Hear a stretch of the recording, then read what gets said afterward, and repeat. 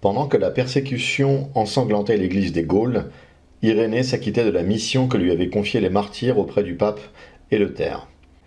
À son retour, il trouva la pauvre église de Lyon bien désolée. Son chef et ses membres les plus illustres avaient disparu. Ceux qui restaient, en petit nombre, étaient glacés de terreur et l'orage grondait encore chez les édus. Sans doute qu'il versa bien des larmes sur les ruines de ce sanctuaire où le nom du Christ était presque éteint. Mais il ne perdit pas courage. Élu évêque de ce débris d'église, il se mit avec ardeur à continuer l'œuvre de Pothin et à travailler cette terre engraissée du sang des martyrs. Elle était devenue plus féconde, et bientôt l'arbre chrétien, si cruellement taillé par la hache du bourreau, poussa de nouvelles et plus vigoureuses branches. L'ennemi du bien, dont la mystérieuse action est si puissante sur la société comme sur le cœur de l'homme, s'aperçut bientôt de ces nouveaux accroissements. Afin de mieux réussir dans ses projets destructeurs, il envoya un insecte impur en ronger les racines. Ce fut Marc qu'il choisit. Marc était un disciple de Valentin, un apôtre de ce mélange incohérent d'idées chrétiennes et d'opinions dualistes ou panthéistiques auquel on a donné le nom de gnose ou gnosticisme. Cette hérésie monstrueuse, qui bâtissait dans les nuages pour tomber dans la fange, avait reçu de Valentin son plus complet développement. Il nous présente l'être infini, la substance primordiale enveloppée d'une nuit profonde et inaccessible aux plus hautes intelligences. C'est l'abîme. Cette substance première n'a pu rester inactive. L'énergie est la propriété la plus essentielle de son être, et elle a éternellement produit des êtres, émanation de sa propre nature, manifestation de son essence, mais plus ou moins pures, selon qu'elles sont plus ou moins rapprochées de la substance première. Valentin a donné à ces émanations successives le nom d'éons. Ils forment, selon lui, comme des cercles concentriques divisés en plusieurs groupes ou catégories. Dans chacun de ces cercles s'inscrivent d'autres cercles qui sont des centres propres, et la substance inaccessible est comme l'axe autour duquel tourne cette sphère compliquée, absurde, dont l'ensemble reçut le nom de pléroma. Les éons se divisent en trois catégories principales. Premièrement, les émanations purement spirituelles. Deuxièmement, l'âme, le principe du monde qui tient le milieu entre l'esprit et la matière. Troisièmement, le monde matériel qui n'est que la dernière émanation de la substance primordiale. La gnose n'était donc qu'une enveloppe nébuleuse du panthéisme.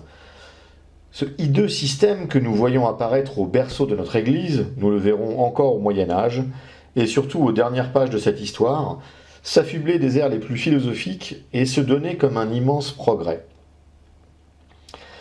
Pauvre intelligence humaine, abandonnée à elle-même, elle n'a jamais pu que rouler dans le même cercle d'erreur. Elle se tourmente pour arriver toujours au même point, et parce qu'elle se remue et s'agite, elle se croit en progrès. Marc, imbu des idées panthéistiques de Valentin, les exposait à l'aide d'allégories mystérieuses tirées des lettres et de leurs valeurs numériques. De même que les lettres se partagent en plusieurs groupes, voyelles, muettes et consonnes, et que leur rapprochement forme les syllabes, et par elles les mots qui font l'essence du langage humain, ainsi les éons, partagés en catégories, forment par leur réunion l'être primordial et suivent dans leur formation des lois analogues à celles des mots et des nombres. Il est probable que la gnose, malgré les merveilleuses allégories dont Marc sut l'enrichir, n'aurait pas eu un grand succès, si cet homme infâme n'y eût joint des pratiques théurgiques favorables aux passions les plus honteuses et à l'aide desquelles il satisfaisait lui-même les désirs de son cœur corrompu. Voici ce qu'en disait saint Irénée.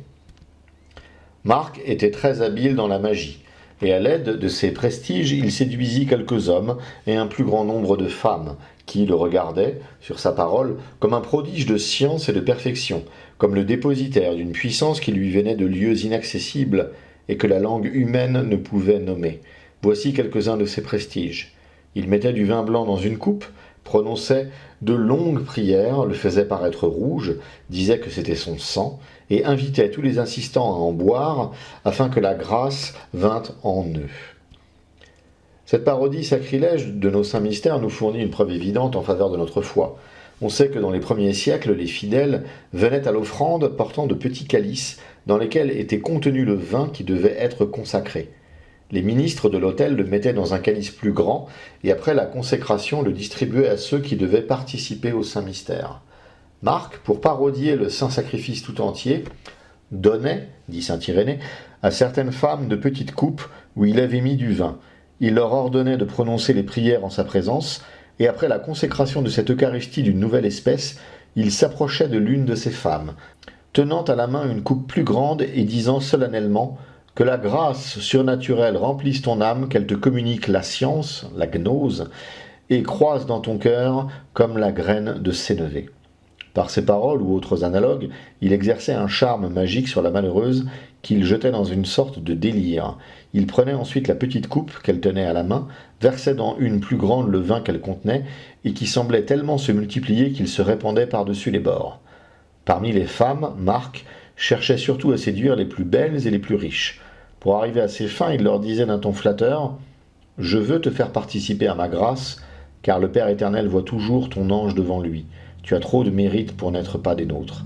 Il faut que nous soyons unis. Reçois donc la grâce de moi et par moi.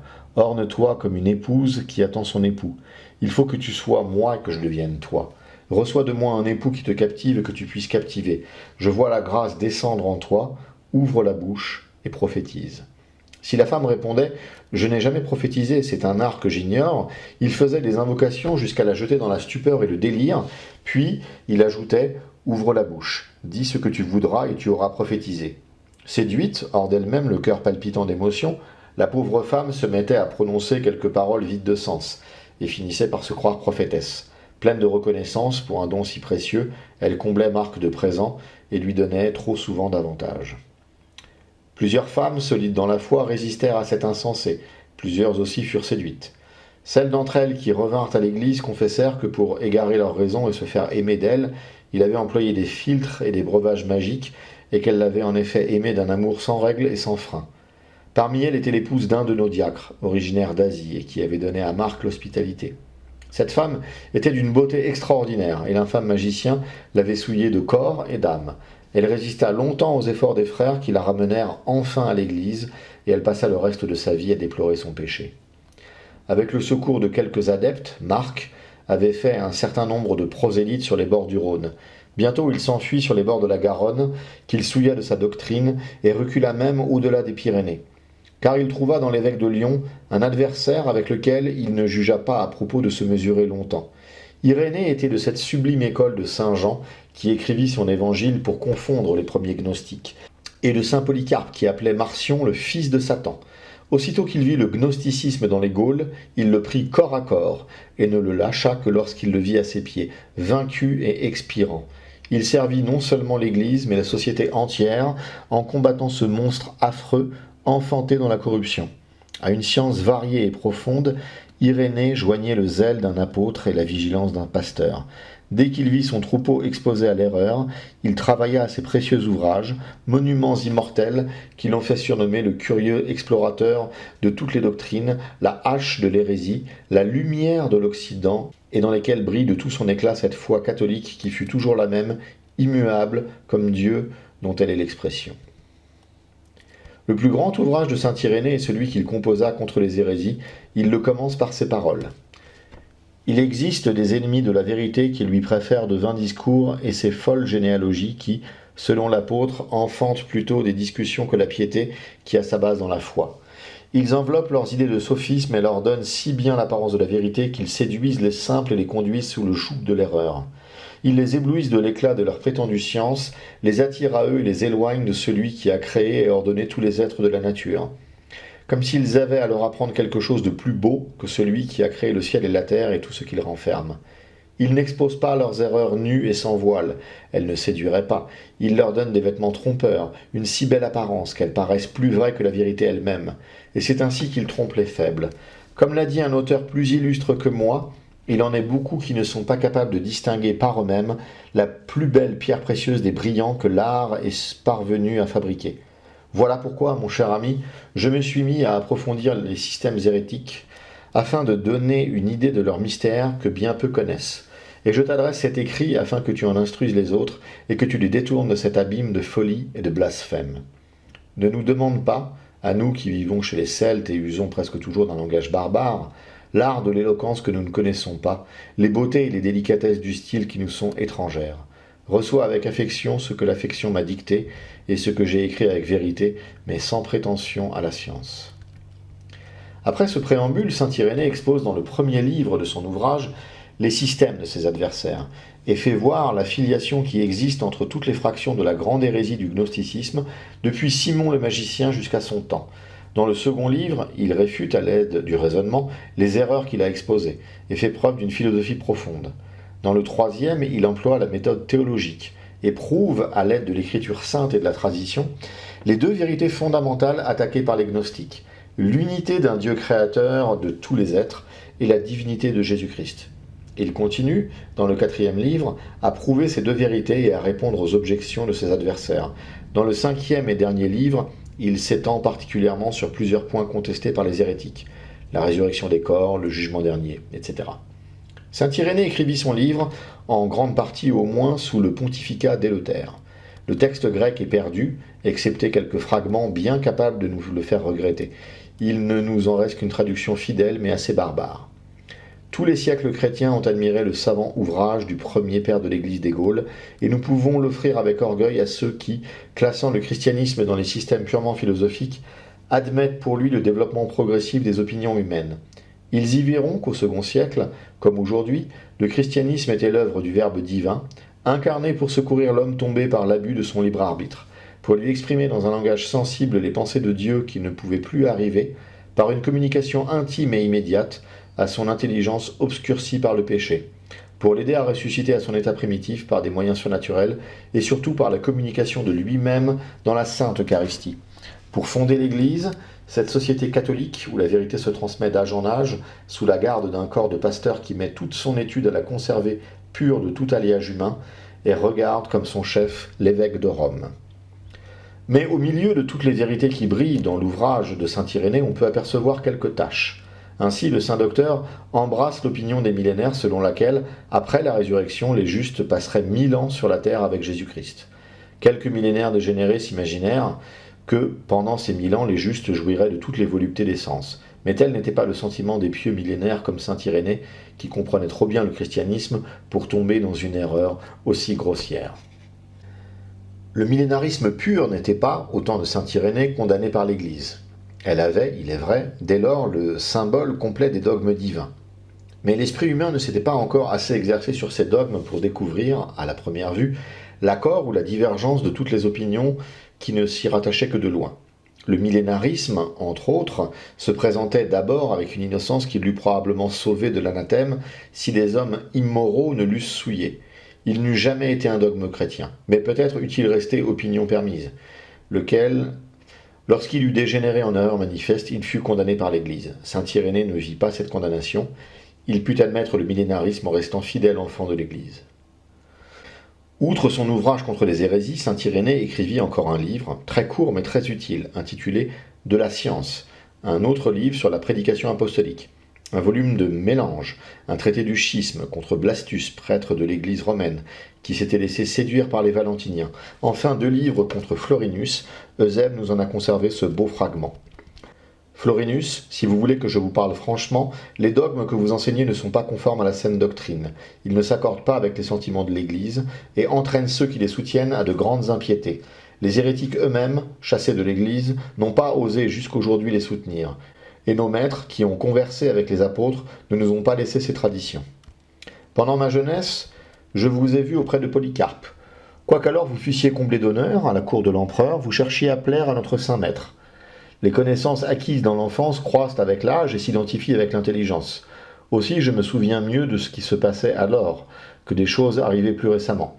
Il me semble encore voir l'endroit où s'asseyait le bienheureux Polycarpe pour nous instruire.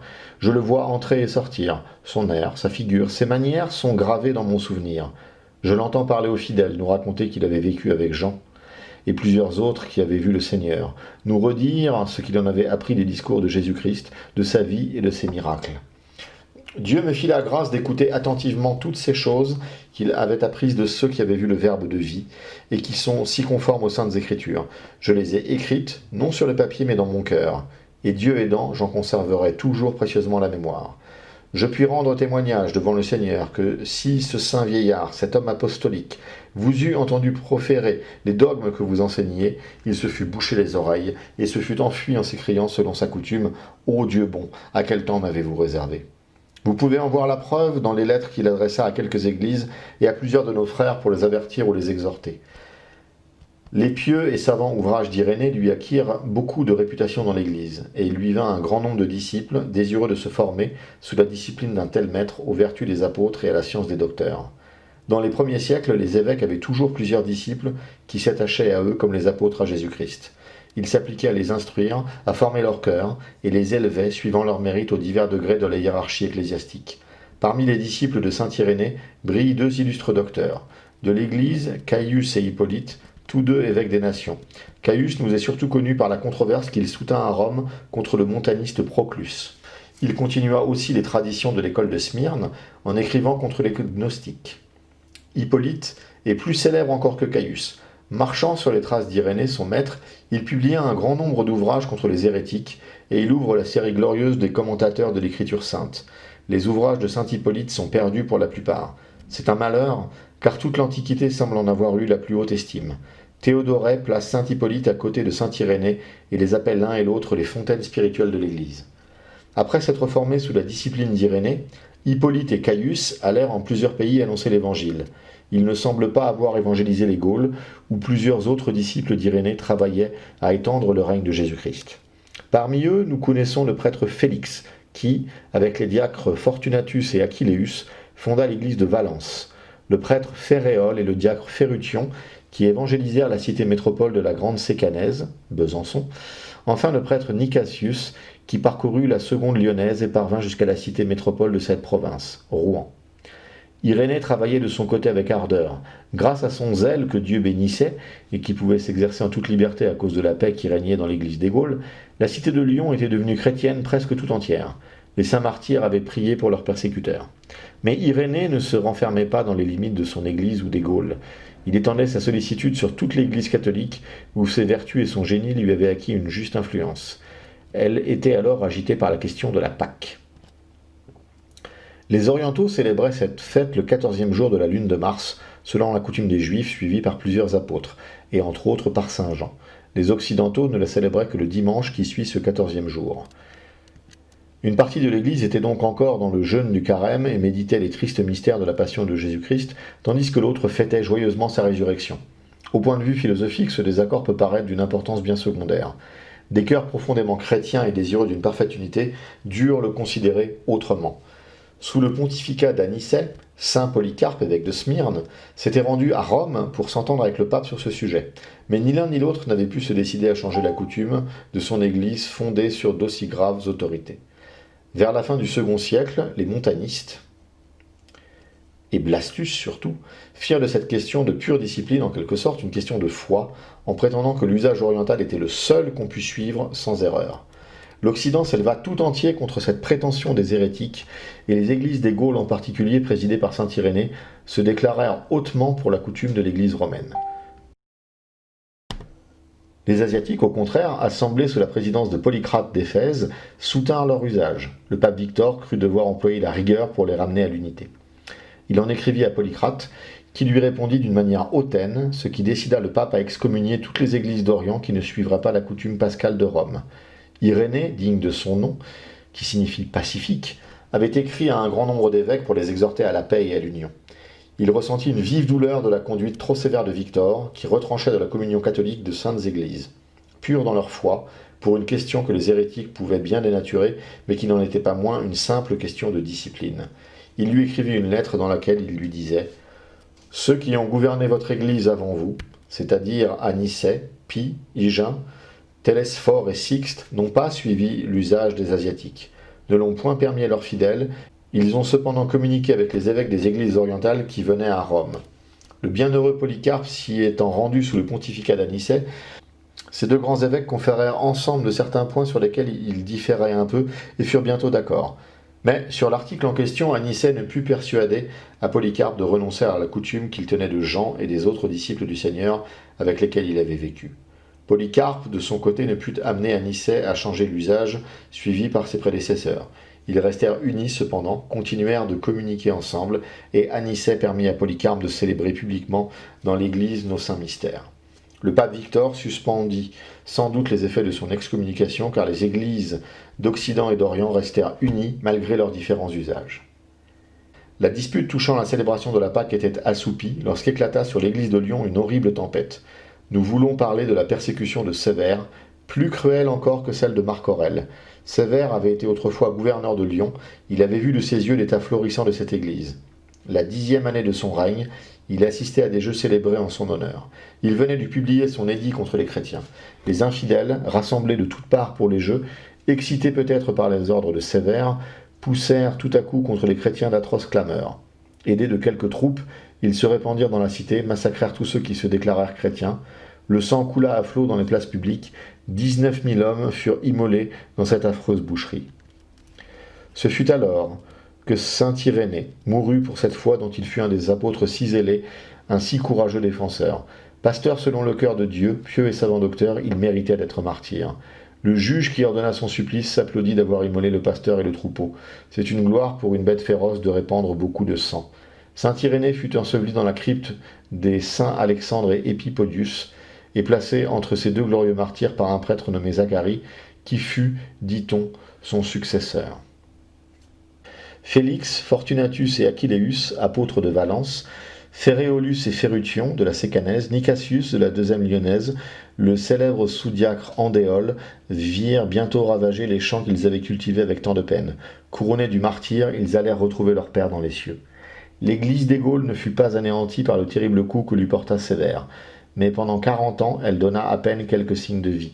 Elle s'ensevelit dans ses cryptes avec ses augustes mystères, tremblante et désolée de se voir si faible, elle qui brillait naguère d'un vif éclat.